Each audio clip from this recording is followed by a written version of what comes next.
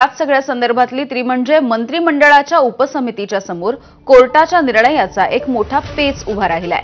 High court आणि supreme कोर्टाच्या निर्णयांमुळे हा पेच घडल्याचं दिसून येत आहे। मराठ्यांना सरसकट कुणबी ठरवण्यासाठी हायकोर्ट आणि सुप्रीम कोर्टाचा नकार आहे। दोन स्वतंत्र निकालांमध्ये हायकोर्ट आणि सुप्रीम कोर्टाने अशा पद्धतीचे निकाल दिले आहेत। सुहास दशरथे विरुद्ध महाराष्ट्र सरकार यामध्ये सुप्रीम कोर्टाने हा निकाल दिलेला होता आणि यासोबत आणखी एक याचिका होती ती म्हणजे बाळासाहेब रंगनाथ चव्हाण यांच्या विरोधात जगन्नाथ होले यांच्या प्रकरणामध्ये हायकोर्टाने नकार दिलेला होता। त्यामुळे सुप्रीम कोर्ट आणि हायकोर्ट यांनी हे निकाल दिलेले होते।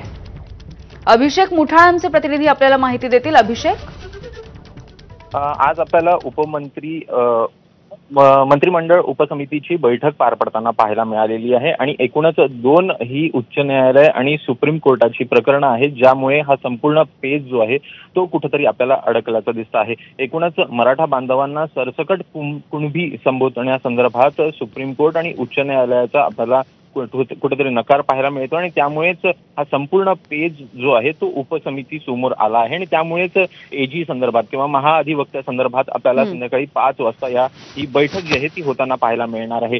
सरसकट कुणबी हा उल्लेख करता येणार नसल्यानं नेमकं पुढे कशा प्रकारे जायचं हा सगळ्यात मोठा मुद्दा आहे आणि त्यामुळेच एकूणच ही जी दोन प्रकरणं आहेत ज्यामध्ये बाळासाहेब रंगनाथ चव्हाण विरुद्ध राज्य सरकार ह्या प्रकरणामध्ये जो निर्णय दिलेला होता ती कुठेतरी सामाजिक ऍब्सर्डिटी ठरू शकतं। बरोबर, त्यामुळे हा पेच नेमका कसा सोडवायचा याकडे आता लक्ष लागलेलं असेल। धन्यवाद अभिषेक माहितीसाठी।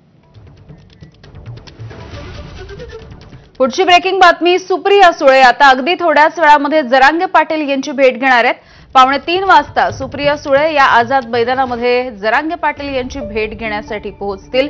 मनोज जरांगे पाटील यांची भेट घेऊन त्यांच्या नेमक्या मागण्या काय आहेत हे सुप्रिया सुळे जाणून घेतील।